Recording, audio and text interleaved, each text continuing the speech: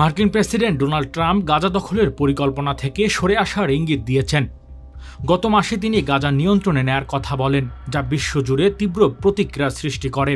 পরিকল্পনায় ফিলিস্তিনিদের মিশর ও জর্ডান হস্তান্তরের কথা ছিল, কিন্তু জর্ডান ও মিশরের নেতারা এ প্রস্তাব প্রত্যাখ্যান করেন।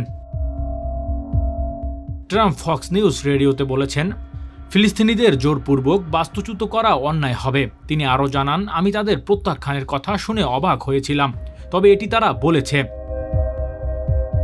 ট্রাম্প বলেন, তিনি কেবল পরামর্শ দিচ্ছেন, চাপ প্রয়োগ করছেন না। তার এই মন্তব্যের পর আরব নেতারা রিয়াদের বৈঠক করে গাজা যুদ্ধ পরবর্তী পুনর্গঠন নিয়ে আলোচনা করেন, যা ট্রাম্পের পরিকল্পনার একটি পাল্টা পদক্ষেপ হিসেবে দেখা হচ্ছে। গাজার পরিস্থিতি এবং ট্রাম্পের পরিকল্পনা নিয়ে আরব বিশ্বের বিরোধিতা মার্কিন সরকারের জন্য একটি বড় চ্যালেঞ্জ হয়ে দাঁড়িয়েছে। Desk report, metro TV.